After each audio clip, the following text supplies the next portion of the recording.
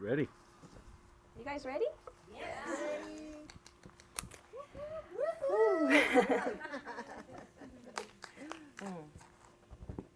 My name is Eve E. Jane Rain. I am the Golden Queen. I sing my own legend to honor the world's history that lives inside of me. I am here to overthrow the reign of shame, so that wherever I stand, I am home, and whoever you are, you belong. I am absolute brightness. By way of treasures I have found in the dark, I now see perfection in all things, a brilliant star in every one. I reflect the gifts invisible, strength in the powerless, witness in the overlooked, song in the voiceless. I am a polished diamond with every facet reflecting value and turning your liabilities into assets. I need no crown. From my head flow the rivers that feed the miles and makes valleys that were once dry sing as Mother Earth through me smiles. For the hungry and weary, I am milk from the breast. You see, I can be drunk without being consumed. I am that lullaby that finally allows you to rest. My song is one of satisfaction in rhythm with your heart. When I speak, I nourish with the truth you've so long sought. For the too comfortable, I am discomfort, an arrow of truth that cannot be ignored, a tornado that'll knock your house of cards right to the floor. I am mighty oak, immovable yet constantly growing. I withstand all manner of storm while absorbing elements I be transforming into pure light. I am flower and fruit and shelter and shade. While you are busy organizing garden parties and worried about seeding and eating, I am spreading seeds to create new gardens of Eden. I contain every color and every flower, all of my parts fitting together without any dilution whatsoever. Infinite variety in perfect harmony, the very definition of beauty.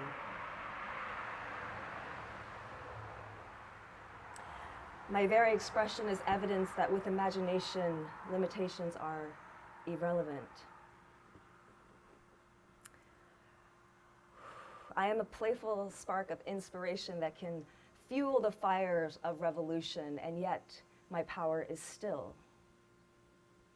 I need do nothing, just breathe and magnetize light.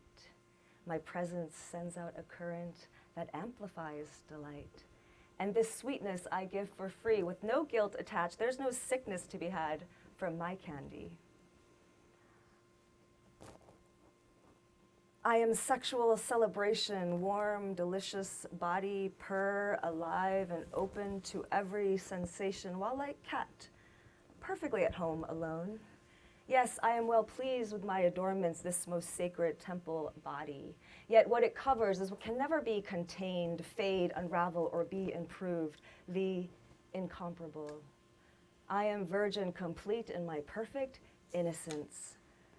I don't need gold rings to demonstrate my devotion, for it is to life itself that I'm a living dedication.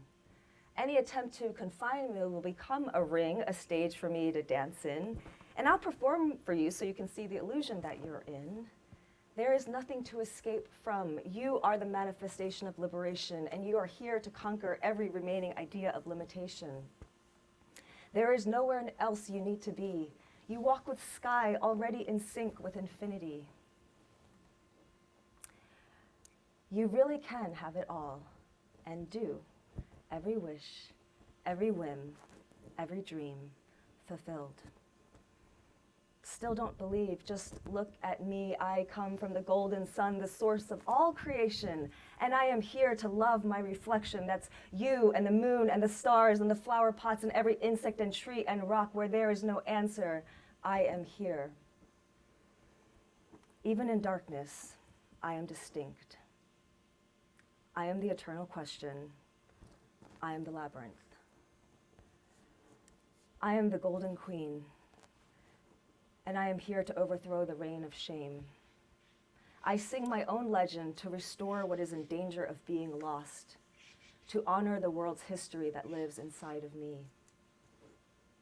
I am here to overthrow the reign of shame so that everyone may see that this world, just as it is already the place we long to be.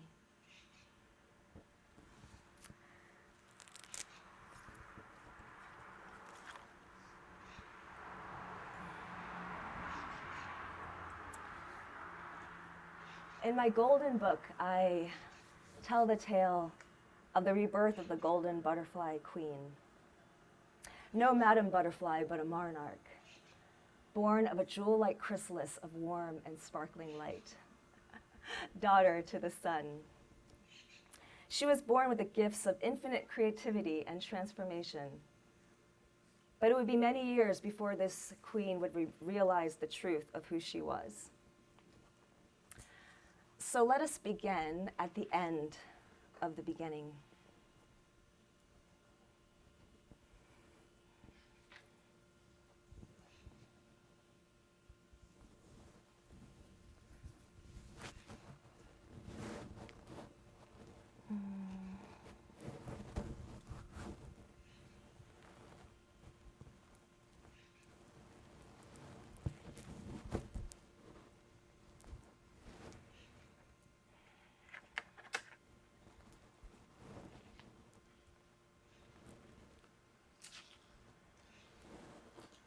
Once upon a time, there lived a butterfly maiden who transformed herself into a yellow butterfly every night to make love with the flowers and talk with the trees. She would sometimes journey far, for she was a very curious creature and liked to explore beyond her home called scarcity. When she resumed human shape, the maiden was a beautiful girl with glowing skin, but she had to keep it covered because of the attention it attracted. She had to hide many things about herself, for scarcity, as the name implies, was not a place of open hearts. So she had long ago learned to silence her song, control her dancing body, and not upset others with the fire in her eyes. Scarcity was a dense metropolis, a land ugly and congested, piled up with remnants of the past and filled with sad people who never stopped to rest or look at one another. The people of scarcity believed that what they had would one day be lost, so they focused on consuming what was there before it was gone. But the more they consumed, the more hungry they became, and the more desperate to reach the vision that drove them. For the people of scarcity believed that if they worked very hard, they might one day be transported to a new world, the kingdom of prosperity, a city of silver and gold where nothing ever runs out and no one would have to work again. No one had ever seen the city before, but this only drove the citizens to work even harder, hoping that one day it would finally be enough to deserve the reward. It was hard for the butterfly maiden to watch her people suffer in this way, for every night when she escaped the confines of the poor city, she felt joyful and light during her nightly adventures. But during the day, she felt sad around her neighbors and family who were always so busy, and she was upset about the tasks that she had to do, which felt pointless. So every day it was the same drudgery, until one day, a mysterious stranger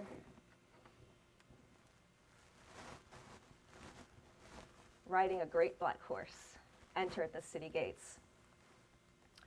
No one else in scarcity noticed him, for they had no time to entertain and did not like strangers. But the maiden met his eyes, and it was as if she saw her reflection for the very first time. His eyes were clear and bright, like stars, his face noble and kind, and his body like a great cathedral. The stranger's expression revealed that he too also felt some sense of recognition. And he turned to the maiden and asked, "Do you know who you are?" She replied, "Nobody." And the stranger said, I see. You have forgotten yourself. Let me remind you, you are the Golden Queen. You rule the kingdom of prosperity. Come, I will take you home. For a moment, the maiden forgot herself and laughed out loud. Scarcity is my home, and as you can plainly see, she said, gesturing at her faded cloak, I am certainly no queen. The light in the stranger's eyes flickered for a moment before he turned to go. Whereupon the maiden transformed herself into a butterfly immediately because she was very curious to see whether this kingdom of prosperity truly existed, and more than a little curious about the stranger himself. So she fluttered around him as he led them to a beautiful city of silver and gold. When they arrived at the kingdom, the stranger suddenly vanished.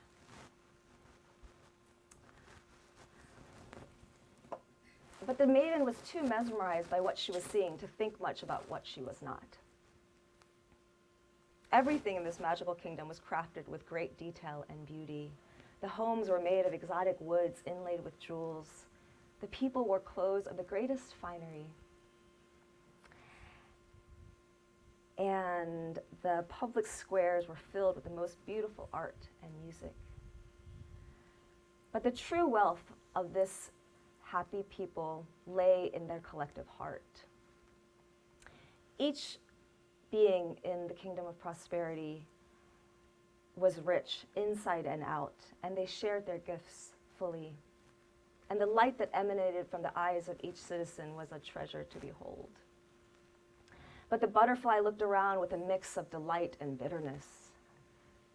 That such a place could exist while I live in scarcity. And what is that stranger talking about? This land is in no need of a queen.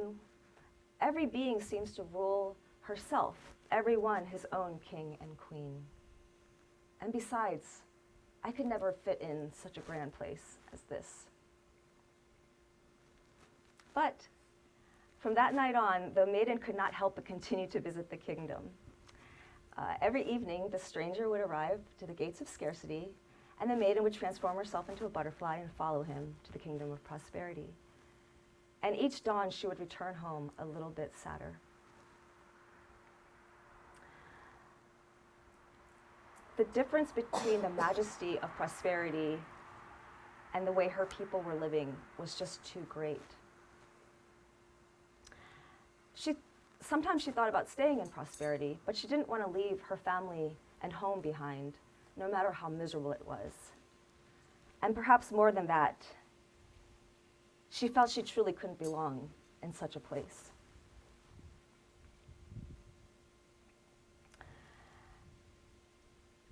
The maiden also tried to show her people the way. The place that everyone was dreaming about already existed. They could go together now and start enjoying their lives and be free. But the others ridiculed her. That place doesn't exist yet. We have to work for it. So stop wasting our time with your tales and help us so we can reach it faster.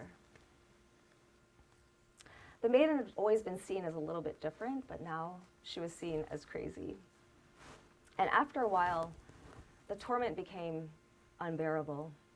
She couldn't understand why her people could not wake up and see that the way they were living was not living and was never going to lead them to what they desired. So after a while, she stopped talking about the kingdom. She stopped visiting. And eventually, she stopped turning into the butterfly altogether. And the stranger who seemed to know her, she did not see again.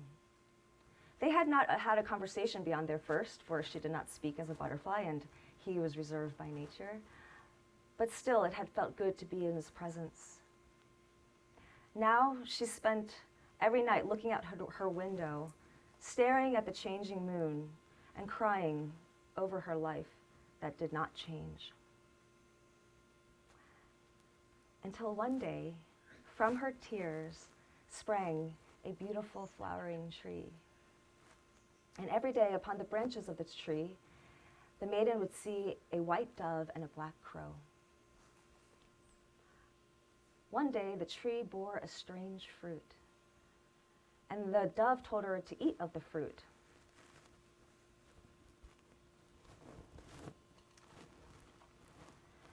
And when the maiden did so, she found it contained within it a jewel. And the crow told her to lay the jewel down in the earth.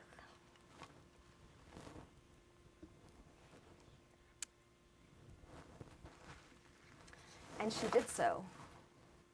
And every day, this tree would bear new fruit, and the birds would tell her to eat and then lay down the jewel seeds next to the one that was laid out the day before.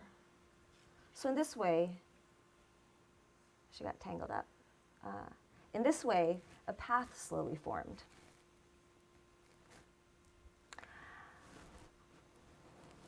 And this magical tree that perpetually flowered and forever bore fruit would move along the path with her, so that the maiden did not return home after her daily task of laying down the jewel seeds, but would sleep and rest under the branches of her tree. When the people first noticed the fruit and the jewels, they tried to take them. But if anyone else tried to eat of the fruit, it would rot, and there would be no jewel, but only a black seed in the center. And if the jewels which the maiden had laid down were taken from the earth, they would become mere stones. What a waste, they cried. And what are you doing, building this path that leads nowhere instead of working to reach prosperity? But the maiden had stopped trying to fit in. And as she built this path, day by day, step by step, she stopped covering herself and let the sun touch her golden skin.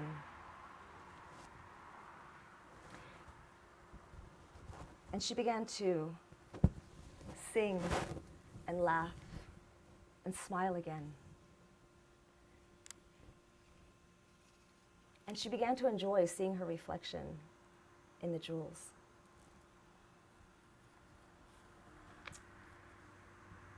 After some time, people began to visit her. They were attracted to the light of the path and the sound of her songs. And other people began to nourish her tree. Other people began to water her tree, for it was no longer being nourished by her tears. They would sit under the tree and listen to her and cry tears of regret and relief, remembrance and redemption. And with every tear, the tree bore a new type of fruit. And within each fruit, a different sparkling jewel.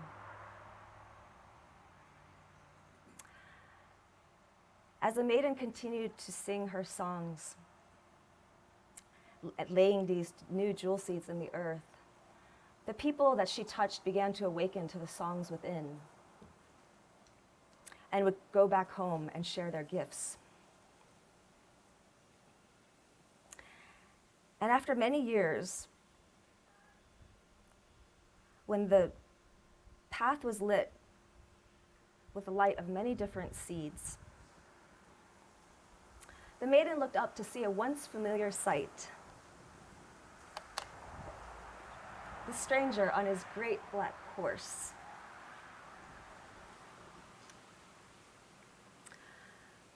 "My queen, are you ready to come home now to the kingdom of prosperity?" And now the maiden was ready, for she was happy. She had left her old life behind and knew that her home was always with her, inside her. And she knew her beauty and her value, and her heart was at peace. So she no longer concerned herself with how she compared to others. "But alas," she said, "I can no longer come with you, for I've lost my power to transform into the butterfly." The stranger smiled. "Do you not see the way that you have paved for yourself and all those who follow? And then the maiden laughed, just as she had the day they first met, and said, "As you can plainly see, I have built this path that leads nowhere. I've simply been passing the time listening to the voices of the birds." The stranger did not laugh, but pointed back to where the path began.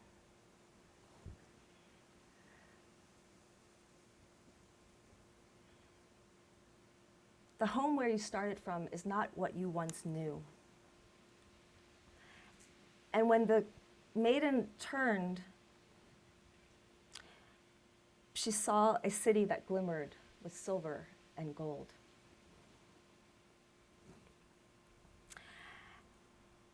And so she took the stranger's arm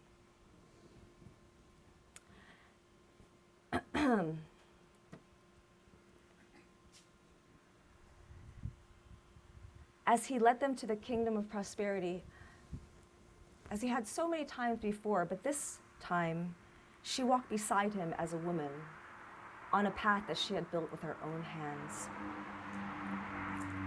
As they entered the gates of her old home, it looked and felt entirely different. She saw that she was in a land of kings and queens. For while the maiden had been building this path that led nowhere, she had awakened people to the treasure within. The kingdom of prosperity, which the maiden had so often visited and longed to live in, had always been her home. But her people could not travel there, could not experience it, until she stopped trying to escape where she was, until she stopped running away from who she was.